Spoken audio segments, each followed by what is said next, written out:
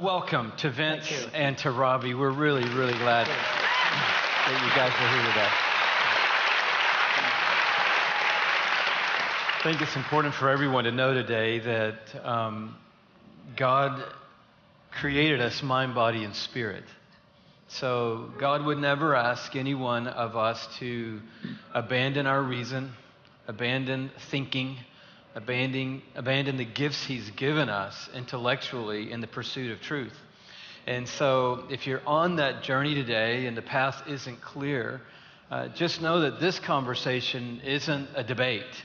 It really is just an invitation for all of us to open our thinking to the possibility of God and to the possibility of God wanting to have a relationship with you. Joe asked a question, Vince and Ravi, and there have been several questions that circle around it.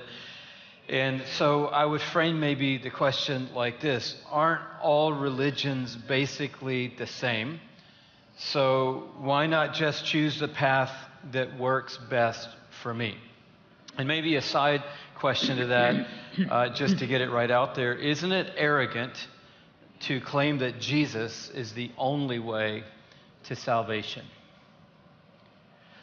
It's a great question, and I think it's not only great, it's very reasonable and existentially very persuasive, because there are so many different belief systems and so many different ways that are espoused. But I remember reading what Winston Churchill once said. He said, "Truth is the most valuable thing in the world. So valuable, in fact, that it is often hidden by a bodyguard of lies." All religions are assumed to be fundamentally the same and superficially different. That's the reverse is actually true. They are fundamentally different and at best superficially similar. And all religions are exclusive. The only religion that claims not to be exclusive is Baha'ism, but even that religion excludes the exclusivists. So you cannot really claim that any religion is not exclusive. And why are all religions exclusive? It is because truth is exclusive. It's as simple as that, isn't it? When you say, "Yes, I do," to the person you're marrying, you're saying, "No, I don't," to all the others. When you make a propositional statement of affirmation that something is true, you're affirming at the same time that the opposite of it is false. And truth has two categories to it. One is called correspondence. When particular statements are affirmed, they have to correspond to reality. And when all of the statements are put together, they have to cohere. There has to be a coherence. Truth has two fundamental tests, the correspondence test and the coherence test. That's what always goes on in a court of law. And there are four questions to life: origin, meaning, morality, and destiny. And when you look at the four questions and the correspondence theory of truth and the coherence theory of truth, and you study all of the disciplines, may I suggest to you that Jesus Christ is the only one who answers the questions that are correspondingly true and coherently presenting in a consummate logical fashion. It is coherent in its teaching. If I could just give you one distinct example of Jesus Christ to all of the other worldviews. If you ask a Muslim, "How do you attain paradise?" the Muslim will say to you, "Your good deeds have to outweigh your bad deeds." I remember talking to a Muslim from Iraq, and he told me every Friday he walked to the farthermost mosque that he could, and he would count the steps that he took as his expression of good deeds to cover up all of the bad things that he'd done through the week. If you ask a pantheist, be it Buddhist or Hindu or Jain, they will tell you your karma has to be paid, and when you're finally paid all the karma, you attain moksha, which is release, or nirvana, however they want to word it. So every worldview except the Judeo-Christian worldview gets you to earn your salvation. It is not a gift. You are the beneficiary of what you have earned. Only in the gospel is salvation the gift of God to you through His Son and the sacrifice of Jesus Christ. It is unmerited. That's why the Ten Commandments were given after the redemption. In the gospel story, redemption precedes righteousness. Redemption and righteousness precede worship. For who shall ascend unto the hill of the Lord but he that has clean hands and a pure heart? You cannot be righteous until you are first redeemed. And that redemption you cannot earn. It is the gift of God. So they are all not fundamentally the same. They are fundamentally different. And only in the person and work of Jesus do you see the correspondence and the coherent series of truth fulfilled to the 4 questions of origin, meaning, morality, and destiny. I find the gospel more beautiful the longer I live with it, and more persuasive the more I preach it. Yeah. Amazing. We're getting some questions, guys, and so you're all the way down the road, both of you, to faith, to Jesus, to the gospel, to salvation. But aren't these ideas, reflecting on a few of the questions, archaic in a way? Like, aren't we evolving in our scientific thought to the point where belief in God is obsolete?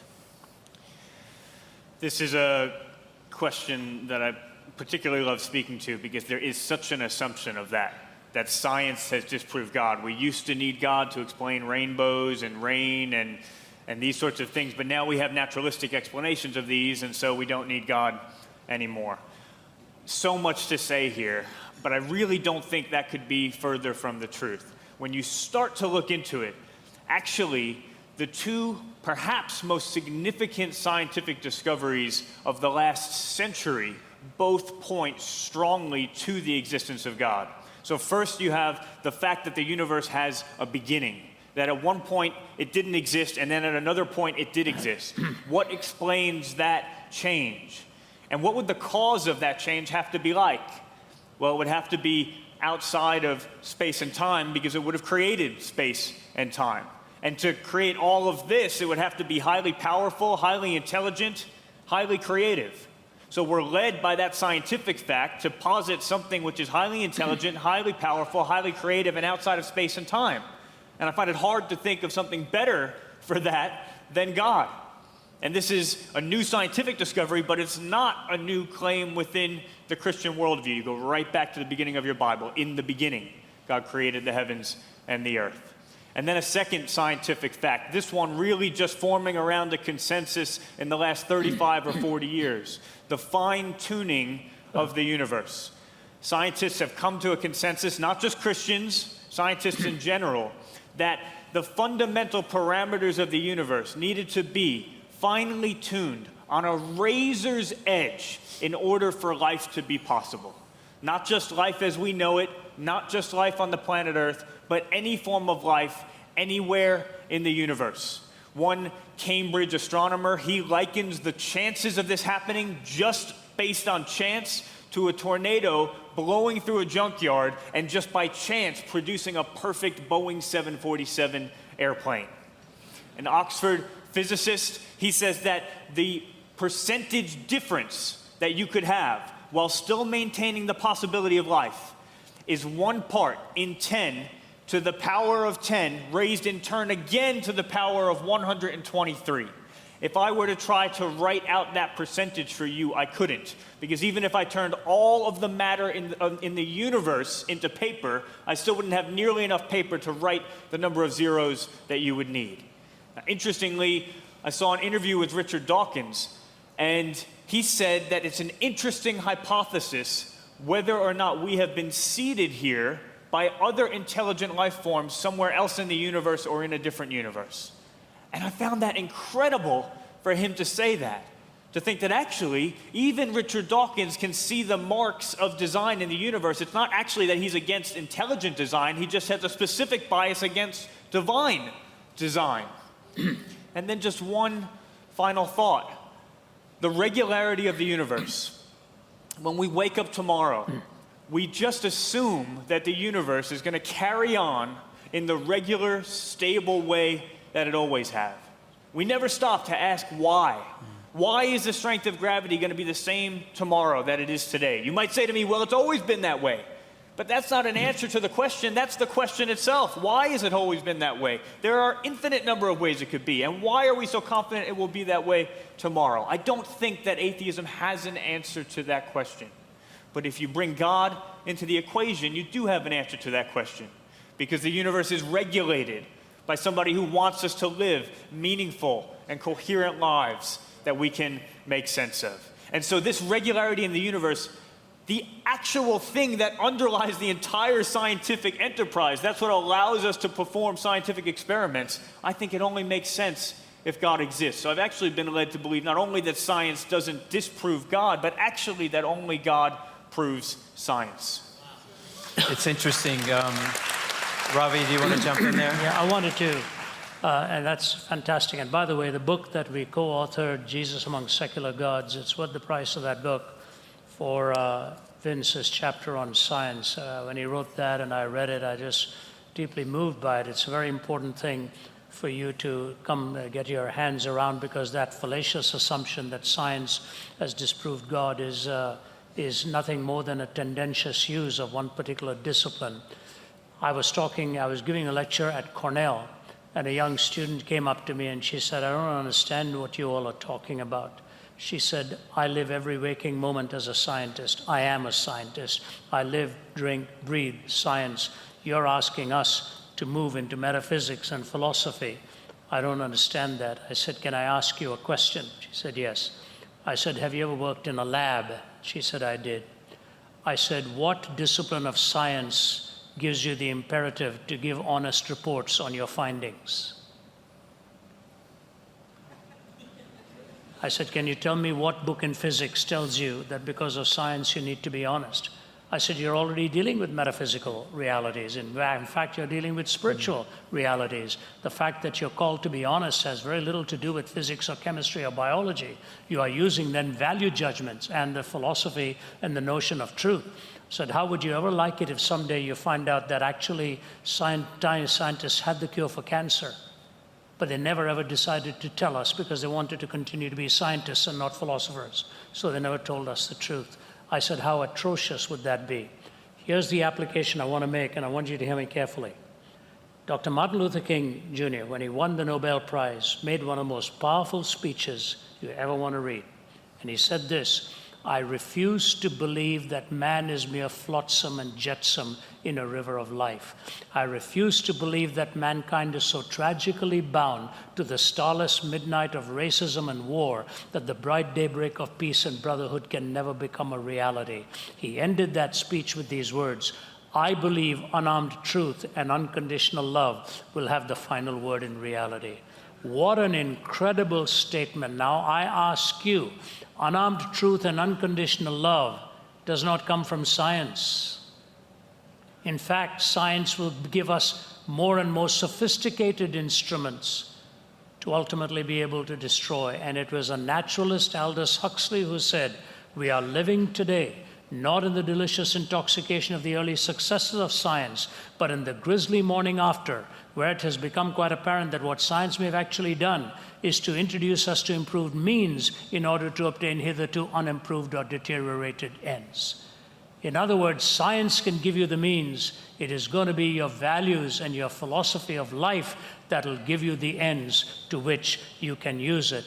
And that can only come from God Himself. And look at our world today. Take a look at what's happening in our world today. What discipline of naturalism is going to help us solve the problems if you cannot change the heart of a human being? And for that, only God is big enough to do it. What God has joined together, let no man put asunder. Science and the worldviews have to go hand in hand. And the supreme worldview is the worldview that God gives to you and to me. Amazing.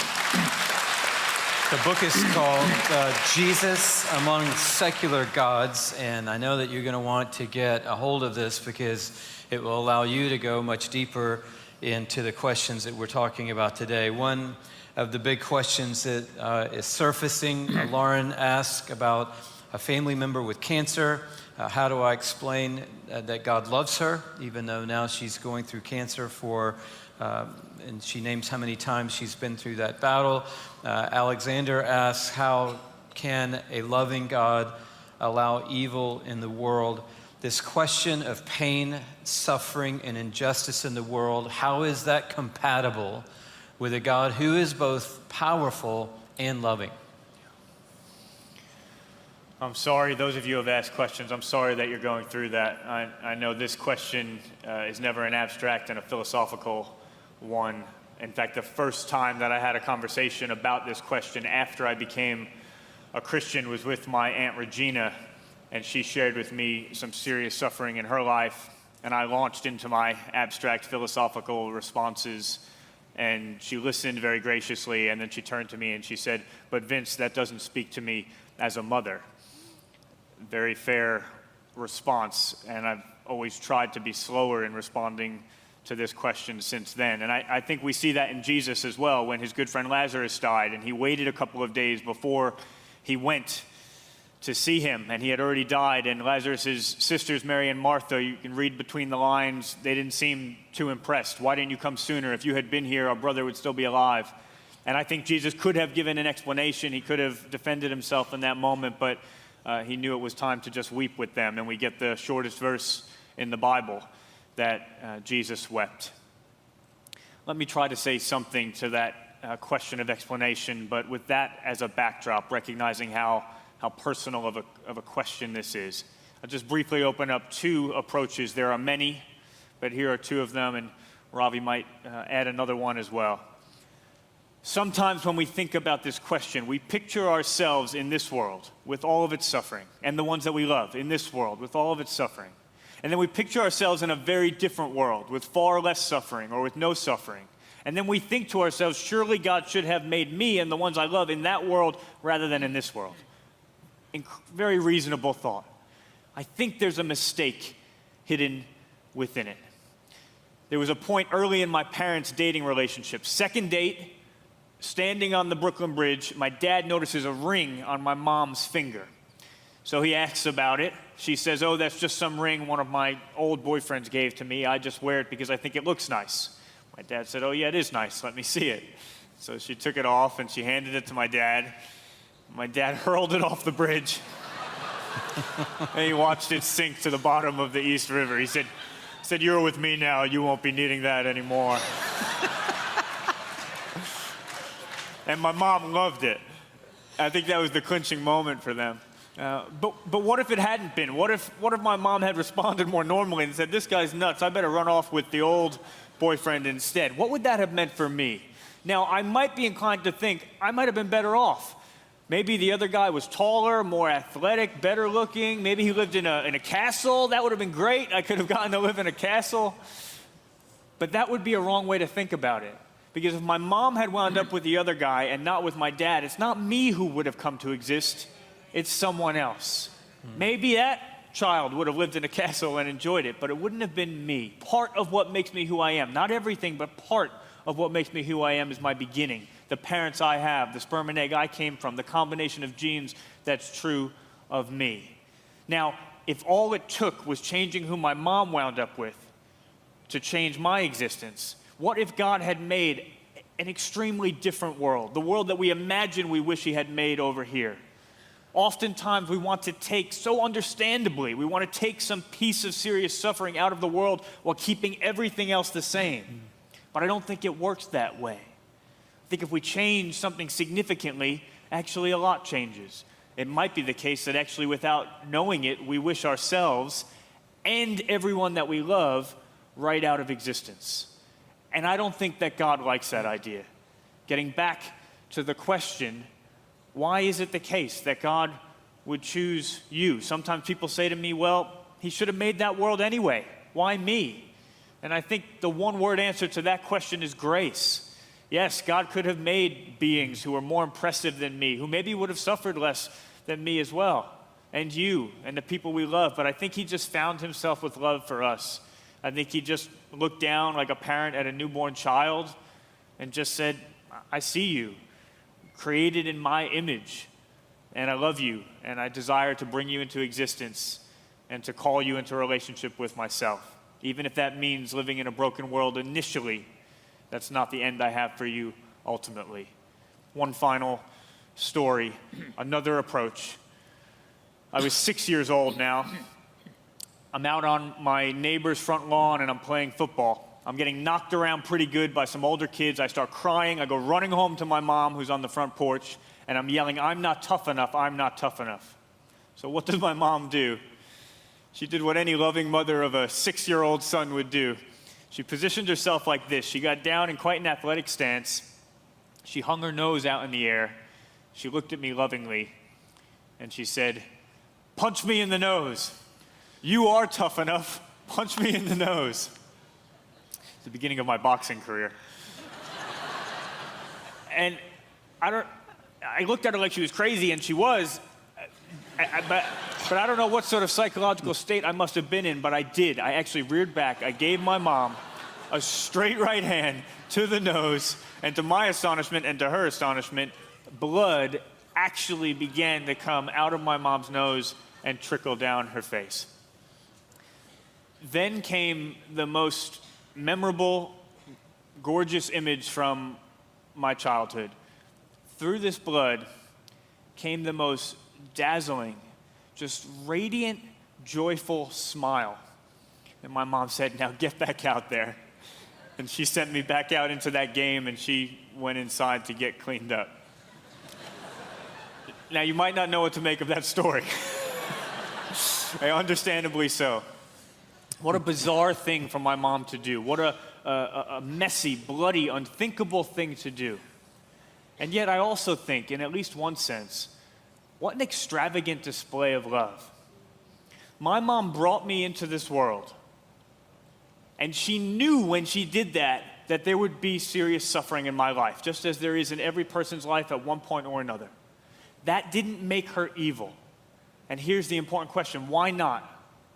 Because when my eyes filled with tears, she didn't run from that. She didn't stay far away, but she bent down into my suffering with me, even though that meant suffering at the hands of her own child. And that for me is a picture of Jesus on the cross, where God did something unthinkable and messy and bloody, where he did not stay far away, but he stepped down into our suffering with us, even though that meant suffering at the hands of those that he had created. And that's why I believe that I can trust him even in the face of suffering. Amazing. You've been watching Let My People Think with Dr. Ravi Zacharias. We're grateful for your prayers and financial support. If you'd like to know more about this ministry or would like to donate to our efforts, you can call us at 1-800-448-6766 or visit us online at www.rzim.org. You can also stay connected to RZIM through Twitter and Facebook. Our mailing address is RZIM, Post Office Box 1820, Roswell, Georgia 30077.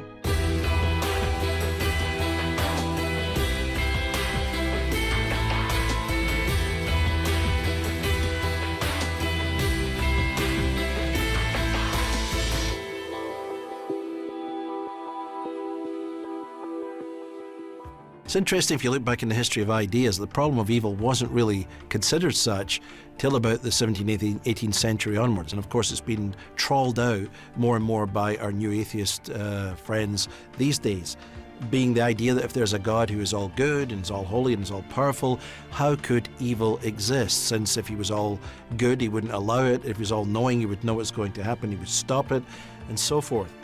But I think when we look at it, this argument from evil is actually an argument that points us towards also the existence of God. Evil is a departure from the way things ought to be. And if it is a departure from the way things ought to be, that means there is a way things ought to be. There is a design plan for this universe. And the only way you can have a design plan that is good, that is supposed to be perfect, is if God exists. So the problem of evil really drives us right back to the existence of God. It does not drive us away from him when we think about it from a biblical perspective, or even from a logical perspective. If God truly has created this world in freedom, then there is always the possibility, if it's truly free, for freedom to be both used in good ways and in evil ways. So we can explain the human problem with evil because there are times when humans perpetrate evil against their own bodies, against one another. They use their freedom, misuse their freedom really, in ways that bring about evil. I myself lost my husband and didn't in a million years see that coming. I would say that Everybody who's gone through grief experiences the absence of God, from great, wonderful Christian people like C.S. Lewis to myself to others. I've read in all lots of grief literature that there is that sense that God has abandoned you. So I would say I understand where you're coming from. But I would also say in my own process that as I continue to wrestle with God over it, to argue with God, to pour out my feelings before God, even feelings of, I don't like you anymore, God, I don't love you, how could you do this to me? There is a way in which God is very present in that dark experience, and that's the only way I can describe it. As I clung on, and as I reminded myself that all who wander are not lost, I was comforted by that and recognized that even in those dark places, God comes near. But even in those places, we can trust that God is with us. That's what the psalmist affirms, and I think ultimately our experience affirms that as we come to see grace being given to us, even in those places that we thought we had gone beyond God's grace because of what we were suffering. But the Christian answer to the problem of evil is that the God who made the world also brought the solution. He wasn't staying detached, as Dorothy Sayers says. Didn't stay up in heaven and think, oh, look at them all suffering, or there's pain and sorrow here, and I'm just leaving them to it. The Creator himself stepped into the equation, bore the penalty, the price of the sorrow of healing the universe, of forgiving the brokenness, of restoring the creation. And so I feel the Christian answer is a good answer. It doesn't exhaust the answer philosophically, but it's better than the alternatives, and I would take it as a credible response.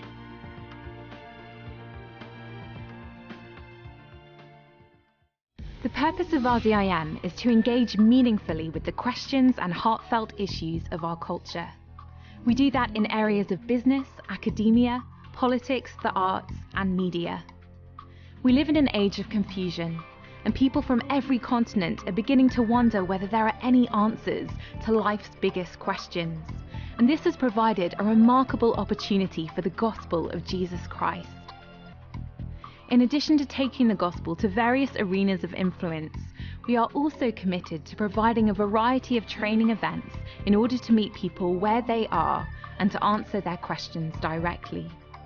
Whether it's engaging young adults and students through Reboot, Remind, and Big Deal questions, or the training we offer through the OCCA, RZIM Academy, and the new Zacharias Institute, we want to be able to take the questions that often serve as barriers to belief and instead use these as opportunities to share the gospel. By clearing those barriers, we can equip people to then engage with their friends, family, colleagues, and institutions. Our purpose is not only to increase people's knowledge, but to address the obstacles that stop people from seeing the credibility and beauty of the gospel of Jesus Christ. Let My People Think is a listener-supported television ministry and is furnished by Ravi Zacharias International Ministries, Atlanta, Georgia.